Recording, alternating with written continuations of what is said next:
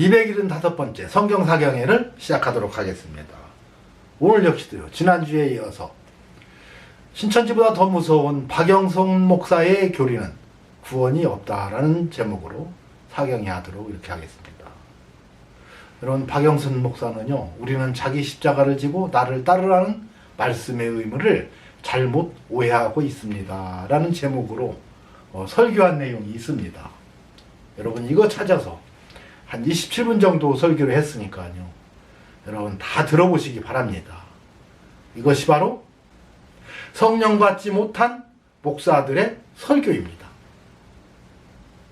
너무도 중요한 거니까요, 여러분 이런 설교를 꼭 들어보시기 바랍니다. 여러분, 신천지는 너무 그 교리가 황당하기 때문에 누구나 다 이 잘못된 교리고 이단이라는 것을 알아요.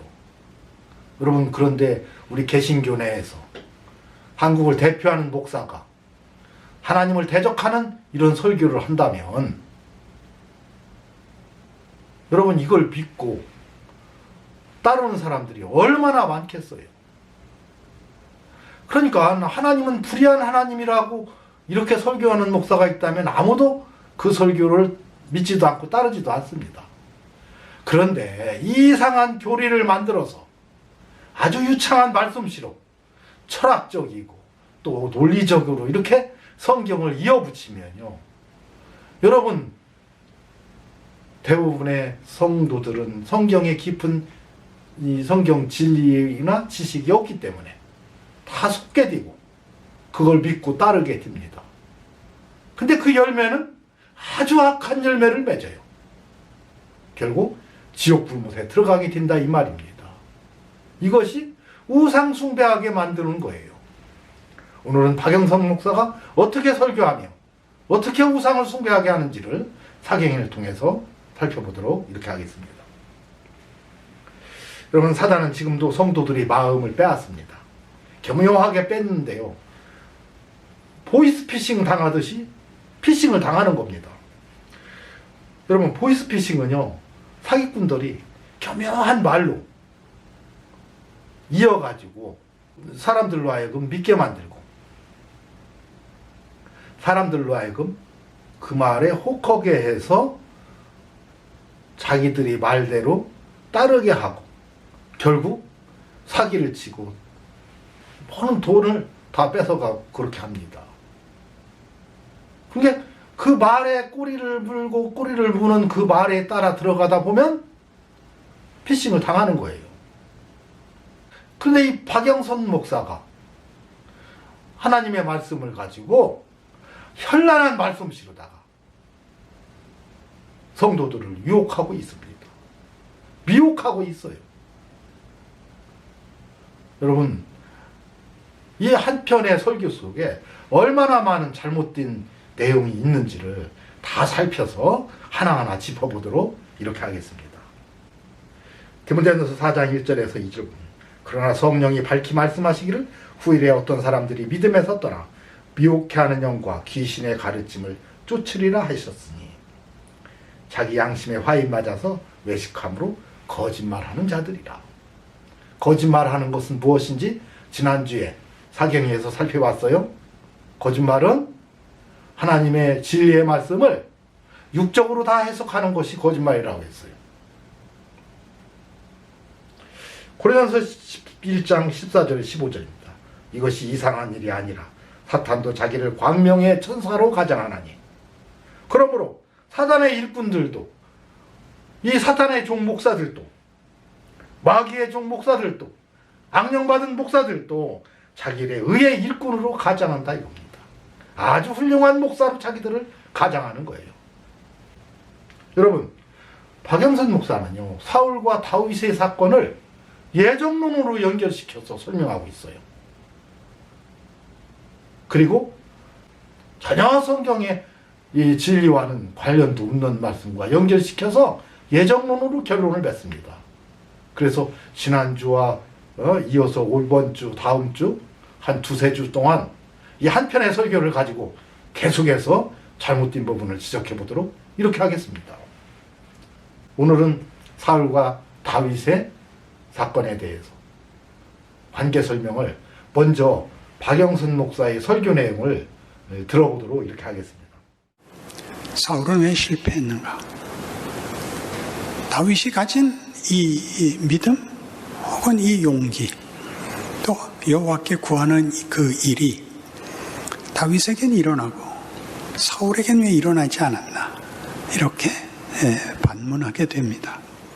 이 문제는 이론 대조입니다. 하나는 믿음을 가졌고 하나는 믿음을 가지지 않았다. 이렇게 간단한 얘기가 아니라 인간이 자기의 최선을 다 기울여서 얻을 수 있는 게 절망밖에 없는 한 인간과 하나님이 도우심으로써 절망할 수밖에 없는 데서 내일과 운명이 바뀌고 그의 인생을 승리케 된 다윗과를 비교하고 있습니다.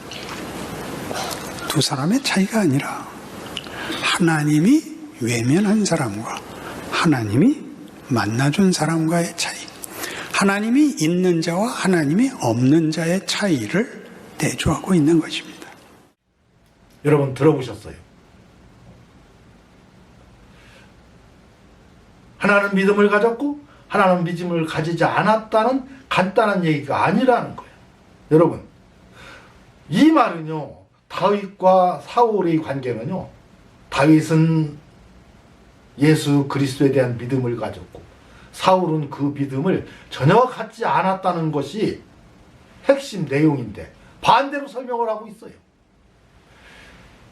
여러분, 그러면서 하나님이 외면한 사람과 하나님이 만나준 사람 이렇게 해서 누구는 하나님이 만나고 사울은 하나님이 외면했다 이렇게 얘기를 합니다. 하나님이 있는 자와 하나님이 없는 자의 차이를 대조하고 있다 이렇게 얘기를 하면서 결국 모든 것을 은혜로다가 값없이 거저주시는 은혜로 다윗은 은혜를 입어서 하나님이 있는 자고 또 사울은 은혜를 입지 못해서 유기자인 것처럼 이렇게 설명을 하고 있습니다. 이 설교 전체 내용이 그렇게 된 거예요. 그래서 마지막 예정론으로 결론을 맺습니다. 여러분, 이것이 얼마나 악한 성경 해석입니까? 다 예정론적 관점에서 여러분 성경을 설명하고 있어요. 사울을 왜 하나님이 결국 버리고 하나님이 신이 사울에게서 떠나갔어요? 여러분, 사울의 범죄함 때문에 그랬습니다. 범죄함 때문에. 사무엘상 10장 1절에서 6절 11절입니다. 이에 사무엘이 기름병을 취하여 사울이 머리에 붓고 입 맞추어 가로되 여호와께서 내게 기름을 부으사 그 기업의 지도자를 삼지 아니하셨느냐. 자, 6절 내게는 여호와의 신이 크게 임하리니 너도 그들과 함께 예언을 하고 변하여 새 사람이 되리라. 거듭나게 될 거란 얘기예요. 8절 너는 나보다 먼저 길갈로 내려가라. 내가 네게로 내려가서 번제와 화목제를 드리리니 내가 네게 가서 너의 행할 것을 가르칠 때까지 7일을 기다리라. 그가 사무엘에게서 떠나려고 몸을 돌이킬 때에 하나님이 새 마음을 주셨고 그날의 징조도 다 응하니라. 그들이 산에 이를 때에 선지자의 무리가 그를 영접하고 하나님의 신이 사울에게 크게 임함으로 그가 그들 중에서 예언을 하니 그랬어요. 사울에게 하나님의 신이 크게 임했다고 그랬습니다. 여러분, 하나님은 지도자를 삼을 때는 일방적으로 하나님이 택해서 쓰십니다. 구약의 모든 지도자들, 사울이나 다윗이나 또 많은 선지자들이 있었고 모세 같은 지도자들이 있었죠. 또 사사들이 그랬죠. 또 세례 요한이나 또 사도 바울도 다 하나님이 일방적으로 택해서 쓰셨습니다. 하나님과의 관계는 우리는 몰라요. 그러나 하나님 일방적으로 불러서 택해서 쓰십니다. 여러분, 그렇다고 해서 이 세상의 모든 사람들을 다 택해서 누구는 택자로, 누구는 유기자로 만들어서 택자는 구원받고 천국에 들어가 유기자는 버림당하는 것처럼 설명하는 이 예정론자들은요, 악한 영을 받은 자들입니다. 악령 받은 목사들이에요. 사탄의 종들입니다. 오늘 사경회를 끝까지 들으면 여러분 다 이해하게 될 거예요. 사무엘상 13장 11절에서 15절입니다.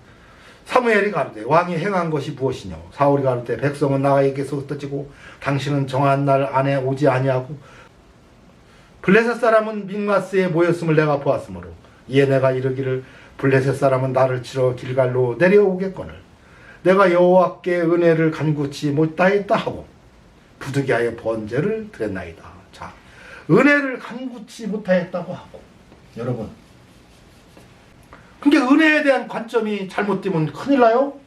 은혜를 간구치 못하였다는 거예요. 그래서 부득이하게 번제를 드렸나이다 그럽니다. 그러니까 하나님이 거저 주시는 것이 은혜라고 사울은 그렇게 생각을 했습니다. 여러분, 그래서 부득이하게 번제를 드렸다고 그럽니다.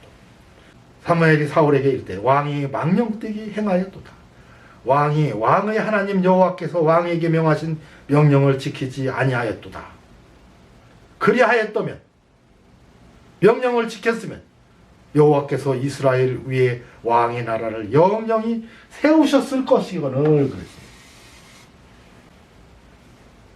마태복음 1장 1절 아브라함과 다윗의 자손 예수 그리스도의 계보라가 아니라 아브라함과 사울의 자손 예수 그리스도의 계보라가 될 것을 사울이 범죄함으로 말미암아 망령 때 명령을 지키지 아니함으로 말미암아 영영이 세우셨을 것이 오늘 날아가 버리고 말았다 이거예요.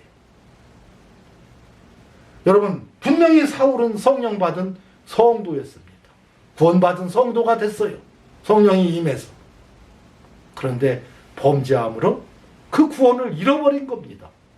한 번 구원은 절대로 영원하지 않다는 걸 말해준 거예요. 지금은 왕의 나라가 길지 못할 것이라 여호와께서 왕에게 명하신 바를 왕이 지키지 아니하였으므로 여호와께서 그 마음에 맞는 사람을 구하여 그 백성의 지도자를 삼으셨느니라 하고 사무엘이 일어나 길갈을 떠나 베냐민 기브아로 올라가니라. 여러분, 만약 이랬더라도 사울이 회개하고 눈물로 기도했으면 하나님은 그 뜻을 돌이키셔서 얼마든지 사울을 용서하고 쓰셨을 수도 있습니다. 그런데 사울은 그랬다는 내용이 없어요. 이게 얼마나 큰 죄인지 모르는 겁니다. 사울은. 여러분, 왕이 번제를 드려요? 번제는 아무나 드리는 게 아니에요. 역대하 26장 16절에서 21절입니다. 우시야 왕에 대한 이야기예요. 저가 강성하여짐에 그 마음이 교만하여 악을 행하여 그 하나님 여호와께 범죄하되 곧 여호와의 전에 들어가서 향단에 분향하려 한지라 그랬어요. 하나님께 범죄했는데 뭐다? 여호와의 전에 들어가서 향단에 분향하려 했다 이겁니다. 제사장 아사리아가 여호와의 제사장 용맹한 자 80인을 데리고 그 뒤를 따라 들어가서 우시야 왕을 막아 가로되 우시야여 여호와께 분향하는 일이 왕의 할 바가 아니요 오직 분향하기 위하여 구별함을 받은 아론의 자손 제사장들의 할 바니 성수에서 나가소서. 왕이 범죄하였으니 하나님 여호와께 영광을 얻지 못하리라 그랬어요. 우시야가 손으로 향로를 잡고 분향하려 하다가 노를 바라니 저가 제사장에게 노할 때 여호와의 전 안 향단 곁 제사장 앞에서 그 이마에 분둥병이 바란지라 그랬어요. 대제사장 아샤랴와 모든 제사장이 왕의 이마에 분둥병이 발하였음을 보고 전에서 급히 쫓아내고 여호와께서 치심으로 왕도 속히 나가니라. 우시야 왕이 죽는 날까지 문둥이가 되었고 문둥이가 됨에 여호와의 전에서 끊어졌고 별궁에 홀로 거하였으므로 그 아들 요담이 왕궁을 관리하며 국민을 치리하였더라 그랬어요. 분향에서 이렇게 문둥병에 걸렸습니까? 아니에요. 뭐가 범죄한 거다? 여호와의 전에 들어가서 향단에 분향하려 한지라. 분향은 안 했어요. 들어갔어요. 그런데 범죄한 거. 여러분, 제사장이 할 일을 지금 왕이 하려고 했어요. 그랬다가 어떻게 됐어요? 그 범죄한 그 문둥병 그 자리에서 들어가지고 죽는 날까지 문둥병자로 문둥이로 지냈다 이 얘기를 한 겁니다. 그것뿐인가요? 레위기 16장 6절에서 11절입니다. 아론은 자기를 위한 속죄제의 숫송아지를 드리되 자기의 권속을 위하여 속죄하고 아론은 자기를 위한 속죄제의 숫송아지를 드리되 자기와 권속을 위하여 속죄하고 자기를 위한 그 속죄제 숫송아지를 잡고 향로를 취하여 여호와 앞단 위에서 피운 불을 그것에 채우고 또 두 손을 곱게 간 향기로운 향을 채워가지고 장 안에 들어가서 여호와 앞에서 분향하여 향연으로 증거계 위 속죄소를 가리우게 할지니 그리하면 그가 죽음을 면할 것이며 그랬어요. 그렇게 하지 않으면 여러분 죽는다는 얘기예요. 여러분 이 속죄소 안에 속죄제 드리러 들어갈 때 먼저 자기를 속죄함을 받기 위해서 자기를 위한 제물을 먼저 드려야 돼. 그리고 속죄소에 들어가서 해야 되는데 속죄제를 드리고 번제와 화목제 뭐 이런 제물을 드려야 되는데 여러분 그냥 들어가면 죽음을 면치 못한다 이 얘기를 한 겁니다. 그런데 언제 사울이 제사장이 됐어요? 하나님 앞에 번제를 드리게? 또 번제는 드리면 안 돼요. 이미 성령 받은 성도였기 때문에 화목제를 드렸어야 됩니다. 그러니까 하나님에 대해서 전혀 알지도 못했고 믿음도 없었던 자예요. 그런데 그것을 마치 예정론으로 해서 사울은 하나님의 뜻에 따라 그냥 버리고 다윗은 하나님이 마음에 합당해서 은혜를 준 것처럼 성경을 이끌고 간다면 여러분 하나님을 모독하는 행위입니다. 열매가 악하기 때문에 그래요. 누가복음 6장 43절에서 46절입니다. 못된 열매 맺는 좋은 나무가 없고 또 좋은 열매 맺는 못된 나무가 없느니라. 나무는 각각 그 열매로 아나니 가시나무에서 무화과를 또는 찔레에서 포도를 따지 못하느니라. 선한 사람은 마음에 쌓은 선에서 선을 내고 악한 자는 그 쌓은 악에서 악을 내나니 이는 마음에 가득한 것을 입으로 말함이니라. 너희는 나를 불러 주여 주여 하면서도 어찌하여 내 말하는 것을 행치 아니하느냐.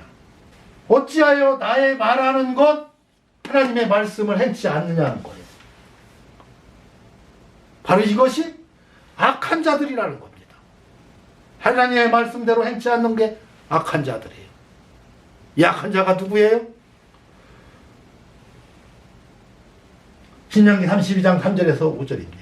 그는 반석이시니 그 공덕이 완전하고 모든 길이 공평하며 진실무망하며 공의로우시고 정직하시도다. 여러분 하나님은 완전하고 공평하고 공의롭고 정직하시고 진실하시고 무망 사악함이 없다 이 얘기예요. 네? 그런데 사악한 하나님 만드는 자들이 이 예정론주의자들이에요.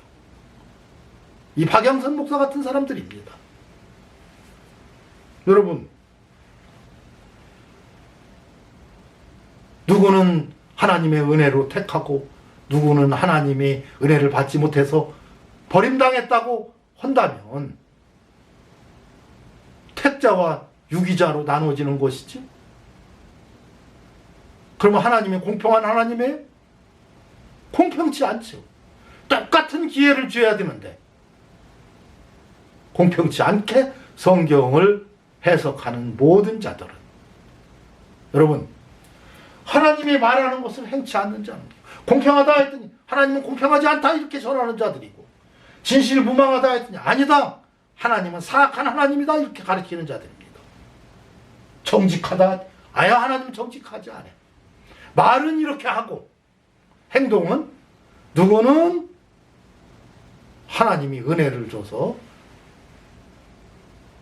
특별히 구원해주고 누구는 은혜를 안 줘서 지옥불못에 들어가게 하고 택자 만들고 유기자 만드는 것이 예정론자들이고 이들이 곧 사악한 종류들이, 사악한 종류들입니다. 마귀의 자식들이라 이 얘기예요. 여러분, 그래서 이 예정론주의자들은 여러분 하나님을 아주 불의한 하나님 만들고 공평치 않은 하나님 만들고 공의롭지 못한 하나님을 만드는 자들인데 그 수법이 하도 교묘해서 그 말에 현혹돼서 그것을 구분하지 못하고 그들의 그 잘못된 가르침에 속아서 그들과 함께 모두 지옥 불못에 들어가게 되는 것입니다. 이것을 화인 맞았다, 불도장 맞았다고 하는 거예요. 제가 여기서 이렇게 설교하는 것은요, 이미 화인 맞은 자들은요 절대로 나오지를 못합니다. 양념 맞은 목사들이 가르침에서 벗어나지를 못해요. 그리고 아무리 바른 말을 해줘도 들을 생각도 않습니다. 그런데 다는 아니에요. 모르고 그곳에 있지만 그들의 가르침을 받지 않고 화인 맞지 않은 사람들은 내 사경회를 듣고 그런 교회로부터는 나오는 겁니다. 잘못된 가르침에서 나오는 거예요. 여러분, 이것이 제가 사경회를 하는 목적입니다. 여러분, 이번에 이 잘못된 예정론을 다음 주에도 계속해서 이어나가도록 이렇게 하겠습니다. 이것으로 오늘 사경회를 마치도록 하겠습니다.